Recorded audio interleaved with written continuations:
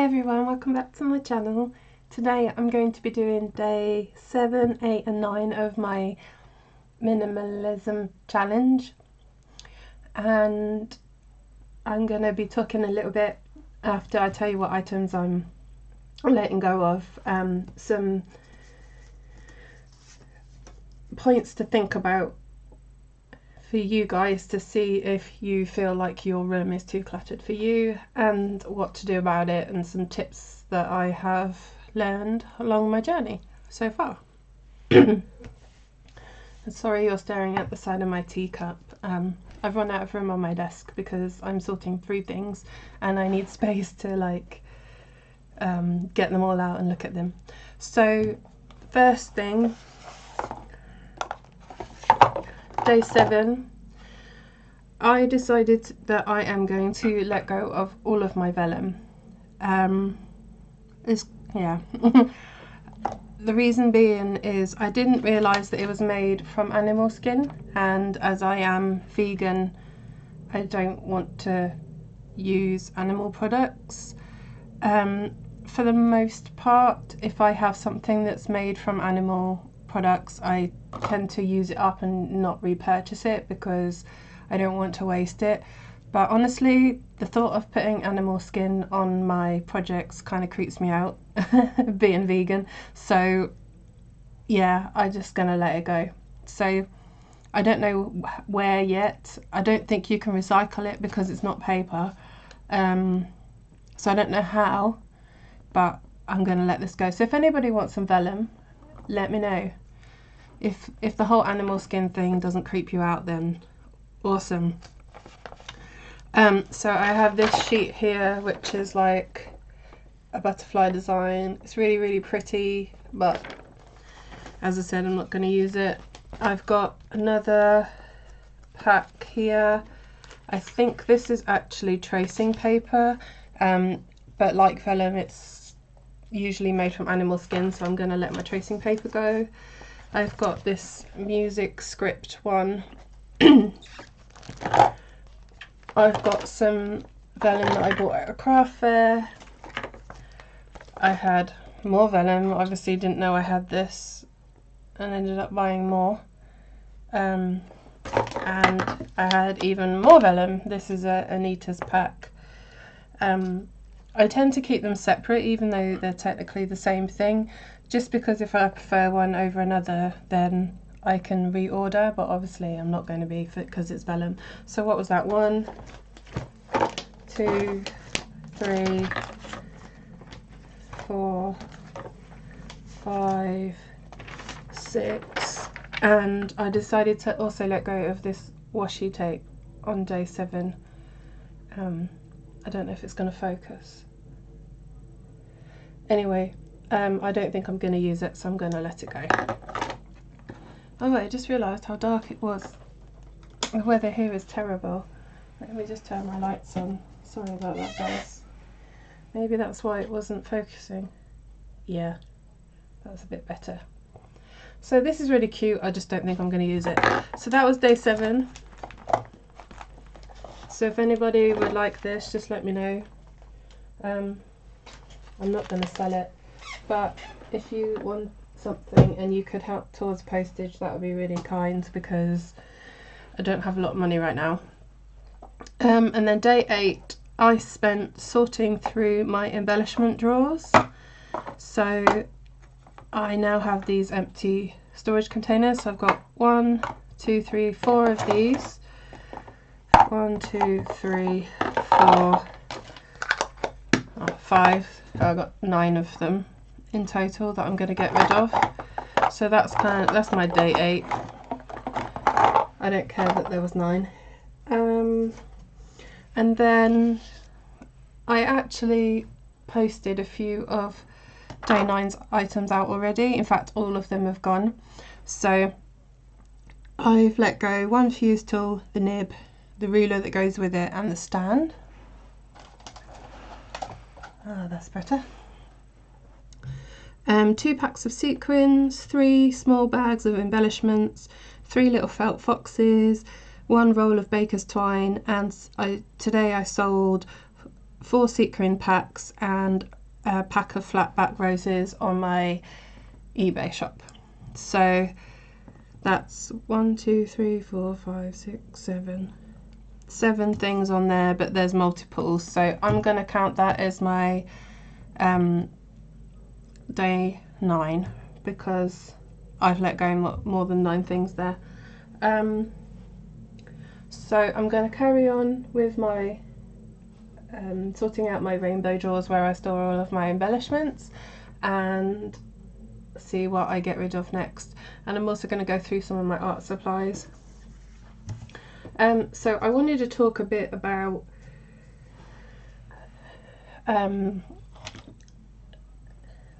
what the signs are that your room might be too cluttered for you. For me, it's usually when I walk into my room and my crafty mojo just gets completely shut down. It's like the room saps away my crafty energy. And I get to a place where I can't find things that I know I've got, so I end up buying something else. At least I used to. I don't have that habit anymore, but that was definitely one of the things that made me start to buy, to declutter, like that vellum. I didn't need that much vellum, even if I was using it. Another thing that might give you a hint is that you have unpacked bags of shopping hanging around. So that might be because you struggle to find somewhere to put new items, or it might be because you've been doing a project and you've got things everywhere, so you come in, you just put it down and then you get on with your project. Sorry if you can hear banging, guys. They're having radiators fitted next door and I keep trying to film this video and it's not too loud right now, so please forgive me, but it's been going on the whole time, so I'm just going to try and push this video out. Yeah, so the other thing is when I've used items, if I struggle to put them away after I've finished a project, then that usually says to me either my system's not working or I've got too much stuff.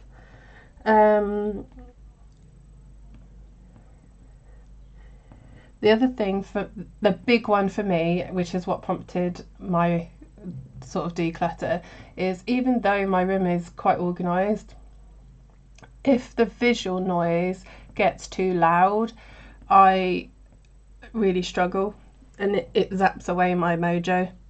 So what I mean by that is the only way I can think of explaining it is I used to I used to have a job where I was doing communications, so I would write articles and newsletters and things like that, and one of the design principles was that you need white space or blank space for your eyes to rest. One being that your eyes rest, but also two, it helps your brain compartmentalize information. So in my craft room, I applied the principles of storing things like by like, and for me, having a demarcation between one type of thing and another type of thing is for my brain to compartmentalize. That's where my stamps go, that's where my cardstock goes, and then it's not stressful for me to try and find things.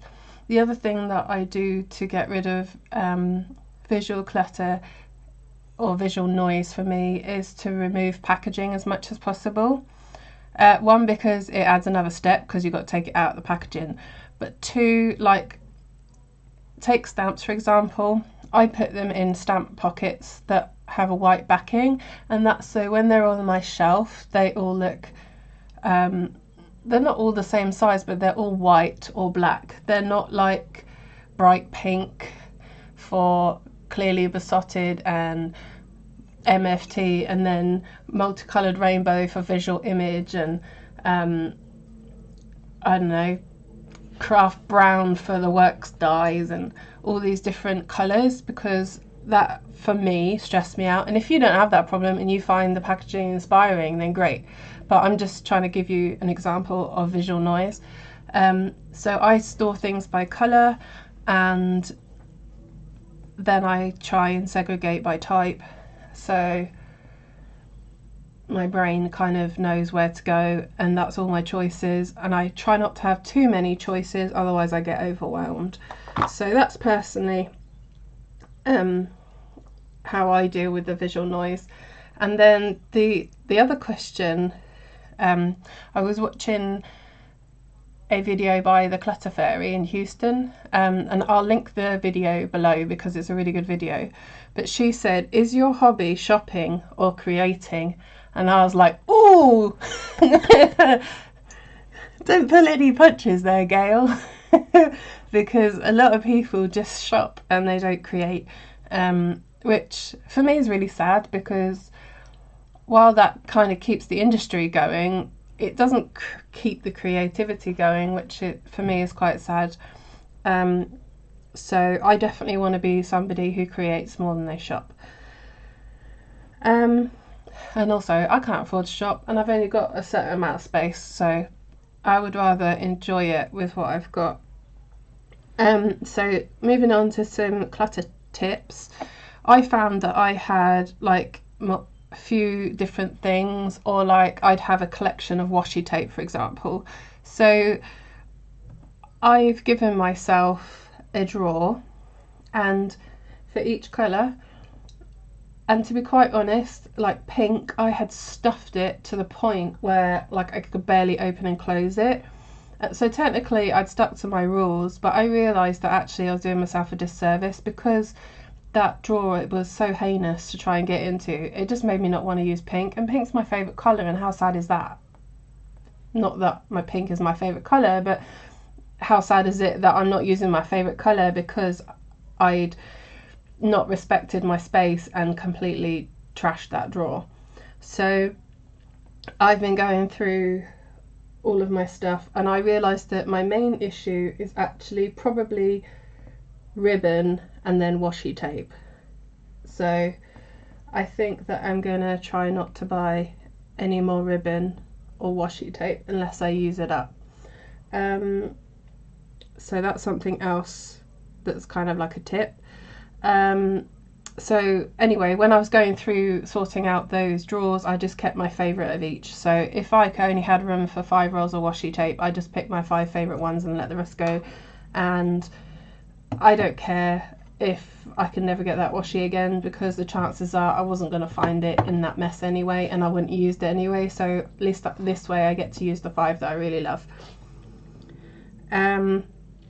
The next tip is to keep your workspace as clear as possible. I'm not following that right now because I'm in the middle of sorting, but when I do a project, I do have a reset kind of process where I will put everything away. And if it's like I say emergency, but I think it's really an emergency in crafting, but if I suddenly remember that, I don't know, it's someone's birthday tomorrow and I've got to make a card right now because it's the only time that I've got to do it, I will go and get my laundry basket. I will literally clear everything off of my desk into my laundry basket. I can't put it on the floor, that would just drive me crazy. So at least in the laundry basket it's contained. It's the biggest box in my house, that's why I picked the laundry basket.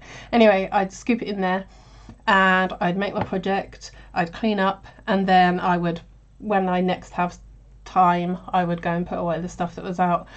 But to be honest, when it gets to the point where stuff's being left out, it's usually because I'm doing a sorting kind of thing like I am now, or I've been buying too much stuff and I haven't been able to put things away because I haven't got the room. So that's another tip for noticing and managing your clutter. Closing down unfinished projects, I think that's really important. I mean, crafting has so much potential. Like everything we look at, we think, oh, I can make this, I can make this, but you're never going to do all of those things. One, because you only have one of that item, hopefully. You might have multiples, but 2, you probably don't have the time to do all of those ideas, so you're just going to pick your favourite one.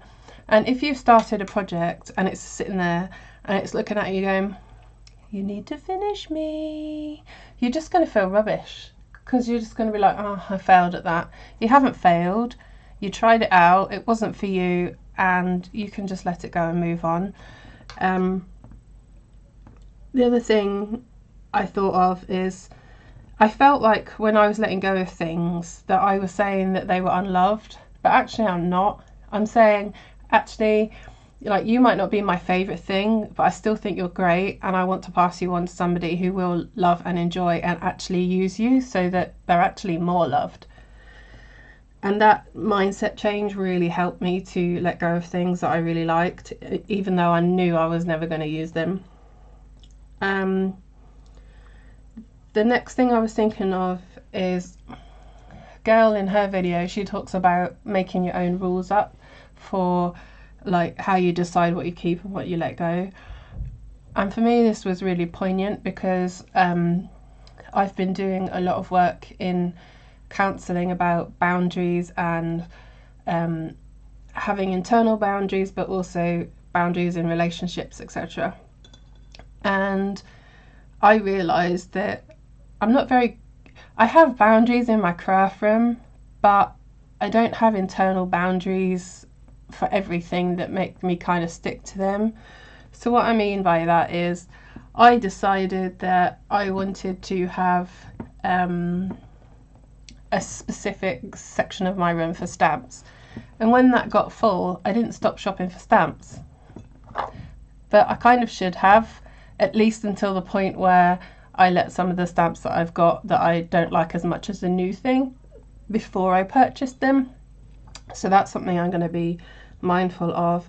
She also talked about different criteria, so you might want to keep the most expensive, or for me I keep my favourite. I don't really care how much it costs. If I like it the most, it stays because I want to use it. So you can create whatever rules work for you, but for me I just keep my favourite. That's simple enough for me to make a decision. So as much as my favourite as I can fit in the space that I've got, then I'm happy. And then when I go shopping, if I see anything new, I've got to love it more than my favourites, because otherwise I'm going to have to give up my favourites, because that's the space that I've got. That's just reality.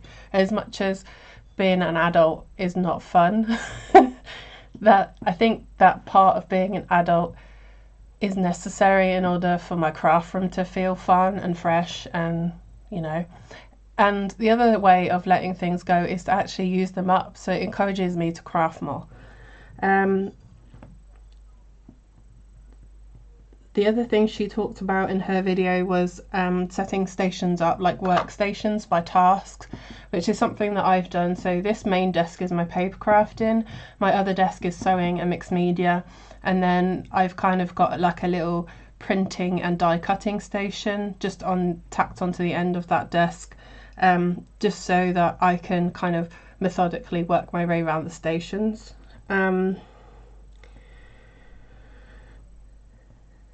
The other thing that I realised, I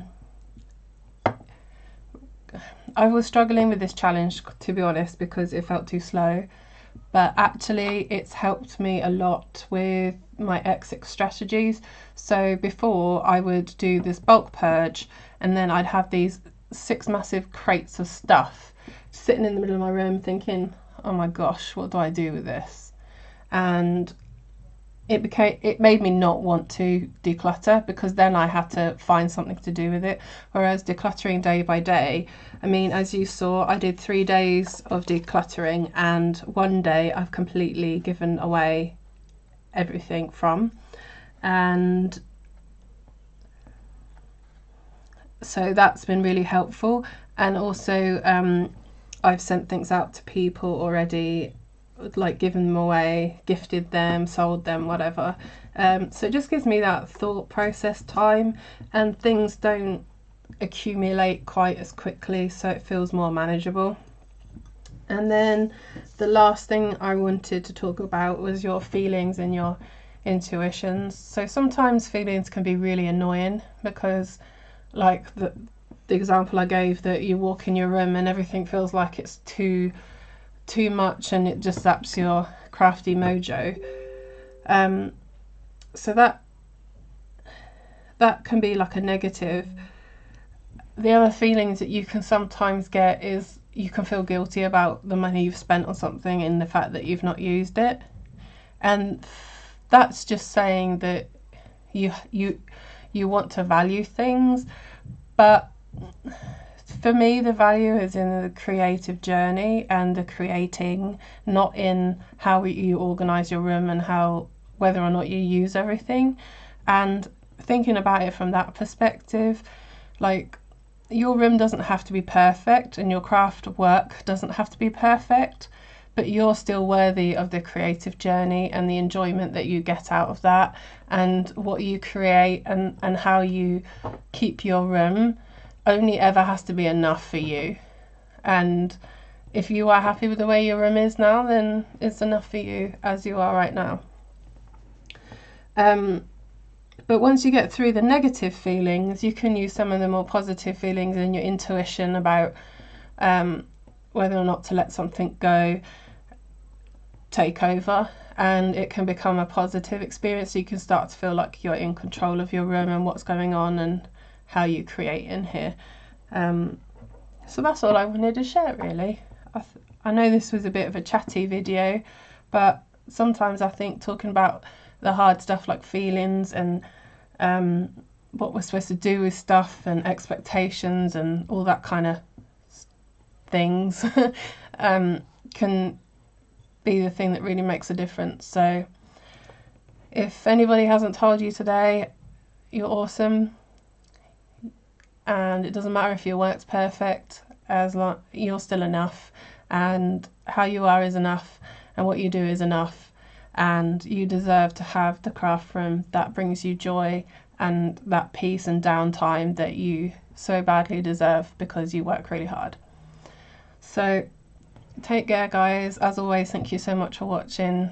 Bye.